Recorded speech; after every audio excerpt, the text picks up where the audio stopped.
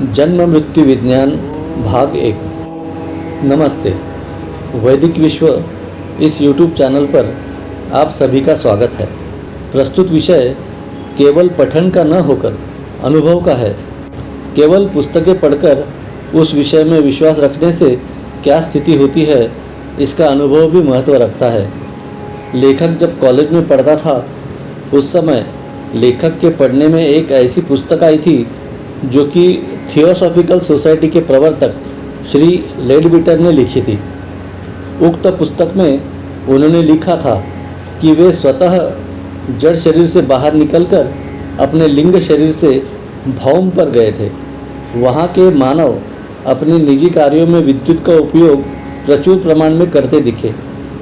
उनके ज़माने में अंतरिक्ष यान तो छोड़िए, परंतु वायुयान की भी खोज नहीं हुई थी। श्री लेडबिटर द्वारा लिखी हुई उस बात की उस ज़माने में बहुत चर्चा हुई थी। आज अमेरिका द्वारा वहाँ पर अंतरिक्ष यान भेजे गए हैं एवं जानकारी दी गई है कि भौम पर मानव तो क्या, कोई प्राथमिक जीव दशा भी अस्तित्व में है कि नहीं, यह भी नहीं कह सकते। इसका सरल आशय यह है कि श्री लेडबिटर द्वारा लिखी हुई बात कपोलकल्पित थी, न कि प्रत्यक्ष अनुभूति। इस पर वितंडवादी कहते हैं कि श्री लेडबिटर की बात कल्पित न मानकर उसे उनका निजी अनुभव मानना चाहिए। इस प्रकार निजी अनुभव या कल्पना विलास सत्य माना जाए तो प्रत्यक्ष व्यवहार असंभव हो जाएगा। इसलिए श्री लेडबिटर की बात ग्राह्य नहीं मानी जा सकती। विज्ञान में कल्पनाओं को स्थान नहीं है, परंतु यह सत्य है कि जन्म मृत्यु रहस्य के बारे में यदि किसी ने अधिक लिखा है तो वह थियोसॉफिकल सोसाइटी द्वारा ही लिखा गया है। अन्य भारतीय या अभारतीय विद्वानों ने इस विषय पर जो कुछ भी लिखा है वह उक्त लेखकों का अनुवाद मात्र कहना चाहिए। भारतीय लेखकों की अवस्था बड़ी दयनीय होती है। इस विषय पर वे जो भी लिखते हैं वह पाश्चिमात्य लेखकों का अनुवाद ही रहता है और उसी में वे गौरवान्वित होते हैं।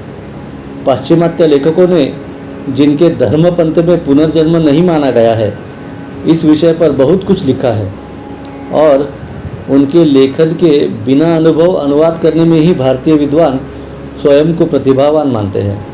वास्तव में जन्म पुनर्जन्म एवं मृत्यु रहस्य का विज्ञान भारतीय जीवन परंपरा की विशेषता है, जो अन्य धर्मपंथों में नहीं है। परंतु परावलंबित्व अभी तक भारतीयों का पीछा नहीं छोड़ रहा है। पाश्चिमात्य विद्वान शास्त्र शरण एवं अन्वेषक वृत्ति के अवश्य रहते हैं, परंतु यह मानना उचित नहीं कि वे जो कुछ भी लिखते हैं वह सर्वथा सत्य ही रहता है। भारतीय अतीन्द्रिय अनुभव शास्त्र के विषयों के बारे में पाश्चिमात्य विद्वान लिखते हैं, जिसे पढ़कर भारतीय बुद्धिमान उस जीवन की ओर आकृष्ट होते हैं जो आज की निकृष्ट अवस्था है। अध्यात्म विषय के वितरक तब तक प्रसिद्धि नहीं पाते जब तक वे पश्चिमी देशों में जाकर अपनी दुकान नहीं सजाते। वैज्ञानिक जीवन के बारे में पश्चिमी राष्ट्र भारत के गुरुस्थान पर है, परंतु भारत में ज्ञान का भंडार होकर भी उस बारे में भारतीय बुद्धिमान जनता पश्चिमात्य देशों की ओर ताक रही है। यह पराधीन अवस्था है। 700 साल गुलामी का यह प्रतिफल है। यह अवस्था बदलनी चाहिए। ज्ञान विज्ञान पर भारतीय प्रथम अत्याधुनिक ढंग से प्रकाश डाले, जो उनके लिए गौरवपूर्ण होगा, परंतु इसके लिए प्रत्यक्ष अनुभव होना आवश्यक है। बिना योग साधना के अनुभव प्राप्त नहीं होते।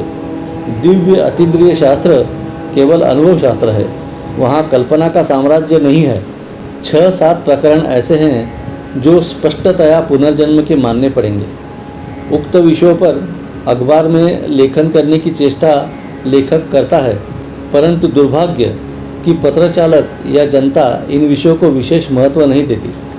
जो कुछ भी हो, प्रस्तुत पुस्तक मानवीय जीवन के महत्वपूर्ण विषयों का उद्घाटन करती है। लेखक की संपूर्ण पुस्तक स्वयं की अनुभूतियों पर आधारित है, अन्य पुस्तकों पर नहीं। इस विषय पर उपनिषद एवं वेदों में जो भी लिखा है, परंतु इस विषय में जिन्हें अनुभव न हो, उन्हें वे बातें केवल कथा या काव्य रूप मालूम पड़ेगी, क्योंकि उनमें निहित ज्ञान विज्ञान कथा रूप में लिखा है। वेदों में इस विषय पर बहुत कुछ लिखा है। दुर्भाग्यवश हमारे पंडित और विद्वान वेदों को केवल मंत्रमय मानते हैं। ऐसी वृत्ति के कारण वे वेद प्रस्तापित ज्ञान से वंचित है। वेदों के सही आशय का प्रयास आर्य समाज के विद्वानों ने किया, परंतु वहाँ भी साधना की प्रत्यक्ष अतीन्द्रिय अनुभूतियों पर जोर नहीं दिया गया। वेदों में लिखा ज्ञान समझने के लिए साधनाएं कर प्रत्यक्ष अनुभूतियाँ प्राप्त करनी पड़ती है, तब कहीं वेद प्रणीत ज्ञान की महत्ता हम समझ पाएंगे। वेद अर्थात अतीन्द्रिय ज्ञान कोश, जिसमें संबंधित ज्ञानावस्था प्राप्त करने के लिए सुयोग्य साधनाएं बताई हैं। बिना अनुभूति एवं साधना के वह दिव्य शास्त्र एवं दिव्य अनुभव समझना असंभव है। यह भी स्पष्ट करना उचित होगा कि विभिन्न साधकों की अनुभूतियाँ विभिन्न नहीं रहती। व्यक्ति विशेष के पिंड धर्मानुसार अनुभूतियों के विवरण में कुछ भेद अवश्य रहेगा, परंतु सर्वसाधारण अनुभव एवं तत्वाधान एक सा रहेगा, जैसा कि अन्य वैज्ञानिक शास्त्रों के बारे में देखा जाता है। व्यक्तिगत अनुभव एक जैसे नहीं रह सकते, इस तर्क में तथ्य नहीं है। थियोसॉफिकल सोसाइटी द्वारा लिखित पुस्तकों में यह लिखा है कि शरीर उद्गमन, प्रोजेक्शन ऑफ एस्ट्रल बॉडी, उस समय एक स्पष्ट अनुभूति होती है कि जड़ शरीर के भ्रूमध्य से लेकर लिंग शरीर के भ्रूमध्य तक एक चांदी की डोर, सिल्वर कॉर्ड का बंधन रहता है। यह अनुभव उन थियोसॉफिकल लेखकों ने किस आधार पर मान्य किया है, यह बात लेखक के ध्यान में नहीं आती। स्वयं लेखक एवं लेखक के कुछ अन्य साधकों का इस प्रकार की चांदी की डोर का कतिपय अनुभव नहीं है, परंतु इस प्रकार की मान्यता सर्वत्र पाई जाती है। इसके दो कारण हो सकते हैं, एक तो अनुभव रहित पढ़ाई एवं दूसरा अन्यों के अनुभव मान्य कर स्वयं वैसे अनुभव करने का सूक्ष्म संस्कार प्राप्त करना। दूसरों के अनुभव जैसे के वैसे मान्य करने से इस प्रकार की भ्रमावस्था की अनुभूति आ सकती है। भारत की प्राचीन विद्या योग साधना के प्रसारण हेतु इस चैनल की निर्मित की गई है। जानकारी अच्छी लगे तो सब्सक्राइब कीजिए, शेयर कीजिए। धन्यवाद।